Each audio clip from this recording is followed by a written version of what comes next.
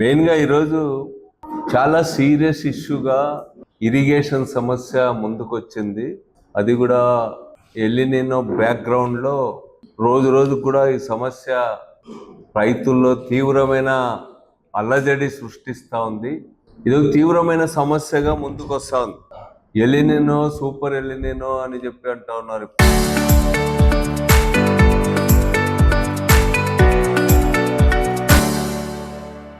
దీని తీవ్రతను ప్రభుత్వం తక్కువగా అంచనా వేస్తున్నట్టు కనిపిస్తూ ఉంది. వచ్చే సంవత్సరం మార్చి వరకు కూడా మరింత తీవ్రంగా ఉండబోతుందని చెప్తా ఉన్నారు. ఇప్పటికే ఖరీఫ్ దాదాపుగా తుడిచిపెట్టుకుపోయిన పరిస్థితి కనిపిస్తూ ఉంది. రబీ అసలు ఉండదన్నట్టుగా చెప్తా ఉన్నారు చాలా మంది సైంటిస్ట్. అంటే ఈ సంవత్సరానికి ఖరీఫ్ రబీ రెండు కూడా ప్రశ్నార్థకంగా మారినటువంటి పరిస్థితిలో ఇదొక తీవ్రమైనటువంటి విపత్తుగా భావించకుండా ప్రభుత్వం ఇదొక మామూలు వర్షాలు తక్కువగా ఉన్న సంవత్సరంలో ఆలోచించినట్టుగా ప్రభుత్వం ఆలోచిస్తూ ఉంది.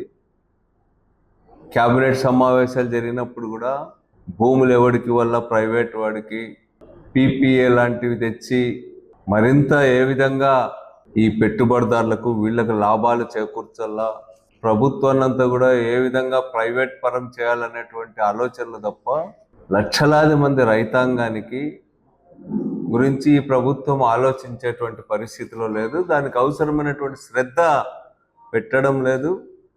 చంద్రబాబు నాయుడు గారు రాష్ట్ర స్థాయిలో ఒక సీరియస్ చర్చ అనేటువంటిది, సమీక్ష అనేటువంటిది కూడా ఇప్పటివరకు ఎల్లినినో పైన చేయలేదనేది మనకు స్పష్టంగా కనిపిస్తూ ఉంది. ఈరోజు మన జిల్లాకు సంబంధించి ప్రధానమైనటువంటి సీజన్ అంతా ఇప్పటికే ఆవిరైపోయింది. ఇప్పుడు ఆగస్టు 15 కూడా దాటిపోయింది. ఈ సందర్భంగా మనకు నీటి వనరులుగా ఉన్నటువంటి తుంగభద్ర హై లెవెల్ కెనాలు, అదేవిధంగా కృష్ణానది నుండి హంద్రి నివా లిఫ్ట్ ఇరిగేషన్ స్కీము మన జిల్లాలో ప్రధానంగా ఉంటున్నాయి.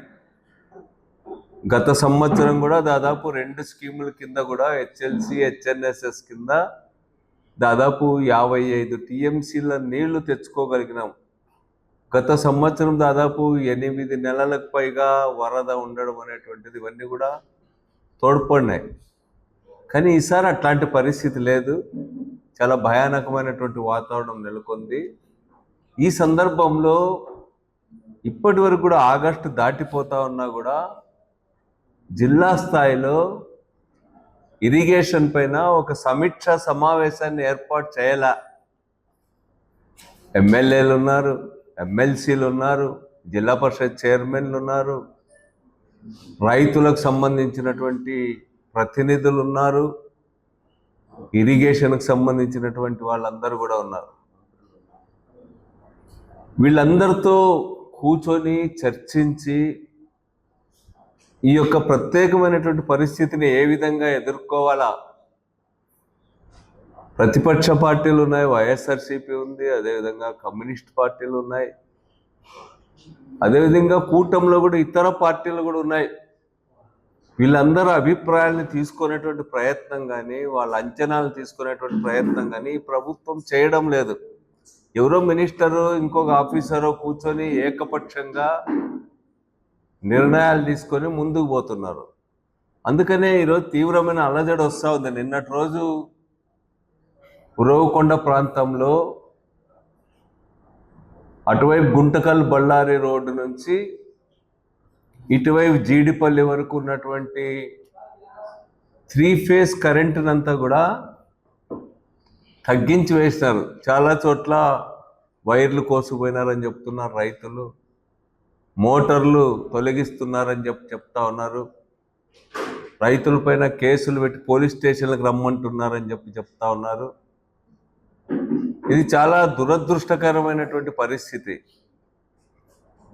ప్రభుత్వం తాగునీటి కోసం అని చెప్పి వీటన్నిటిని కత్తిరించి వేస్తా అంటూ ఉంది. ఇప్పుడు తాగునీటికి సంబంధించి అయినా సక్రమంగా ఈ 10 రోజులు ఉపయోగించినారా అంటే ఈరోజు దాదాపు 1500 క్యూసెక్స్కి ఇండెంట్ పెడితే 1300 క్యూసెక్స్ బార్డర్లో వస్తూ ఉన్నాయి. అవి పిఏబిఆర్ రిజర్వాయర్కి వచ్చేటప్పటికి 300 క్యూసెక్స్ కూడా రావడం లేదు.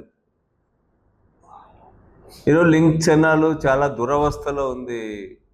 తుంగభద్ర నుంచి మెయిన్ కాలువ నుంచి పిఏబిఆర్కి అందించే లింక్ ఛానల్ చాలా దురవస్థలో ఉంది. అది నీటిని ఏమాత్రం కూడా సప్లై చేయలేనటువంటి పరిస్థితిలో ఉంది. 300 క్యూసెక్లు దానికి పోతున్నాయంటే ఇంకొక 100 క్యూసెక్లు ఇతర ఎస్ఎస్ ట్యాంకులకి వాటికి ఇంకొక టీఎంసీ అందిస్తాం. 100 క్యూసెక్లు అందిస్తూ ఉన్నారు. ఒక 200 క్యూసెక్లు గుంటకల్ బ్రాంచ్ కెనాల్, గుత్తి బ్రాంచ్ కెనాల్ వీటికి ఇస్తూ ఉన్నారు. అంటే ఇదొక 300, అదొక 200, 500, ఇంకొక 100, 600 క్యూసెక్స్ తప్ప మిగిలిన 700 క్యూసెక్స్ కూడా ఎక్కడికి పోతా ఉన్నాయి? మీరు పిఏబిఆర్ నించుతామంటున్నారు. ఎన్ని వస్తున్నాయి, ఇప్పటి వరకు ఎన్ని వచ్చినాయో మీరు లెక్కలు చెప్పగలరా అని చెప్పి నేను అడుగుతా ఉన్నా. 1300 క్యూసెక్స్ బార్డర్లో వస్తే ఇక్కడికి వచ్చేలోపు 200 క్యూసెక్స్ అంటే ఇన్ని 100 క్యూసెక్స్ నీళ్లు ఎక్కడికి పోతున్నాయి? ఈరోజు ప్రభుత్వం సమాధానం చెప్పాలనేటువంటిది నేను అడుగుతా ఉన్నా. మీరు ఎస్ఎస్ ట్యాంక్స్కి ఒక 100 క్యూసెక్స్ ఇస్తున్నారు, అవి ఇవ్వండి.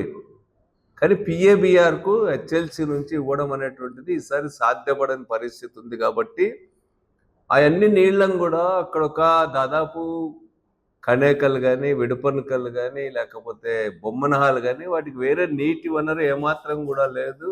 బ్లాక్ సాయిల్స్ అని ఎక్కువ భాగం. వాటన్నింటికి కూడా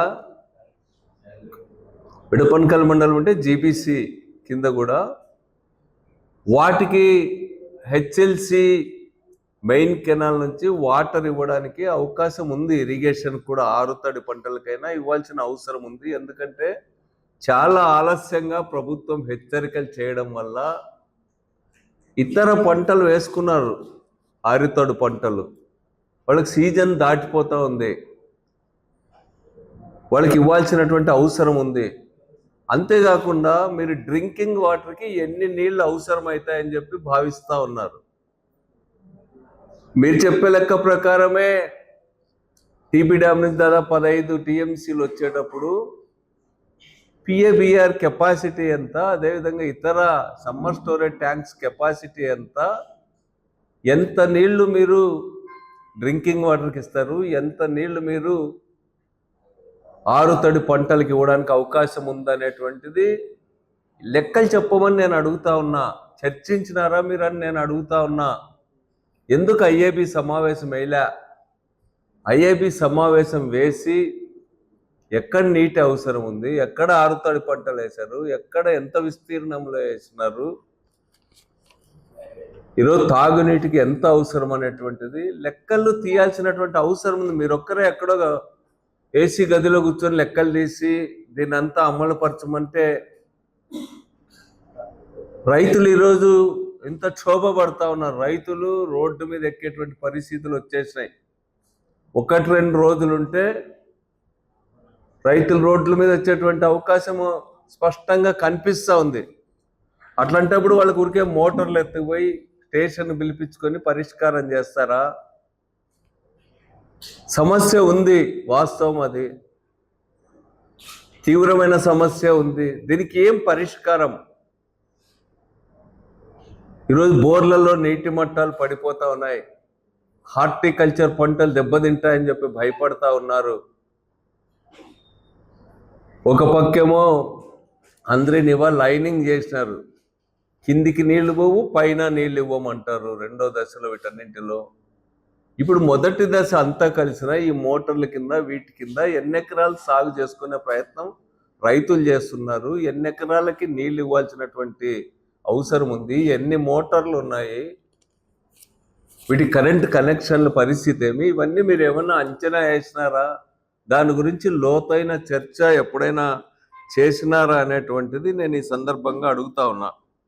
టీఎంసీలు దాటి 24 టీఎంసీల వరకు పోయే అవకాశం ఉందని చెప్పి ఇరిగేషన్ ఎమ్మెల్సీలు ఉన్నారు,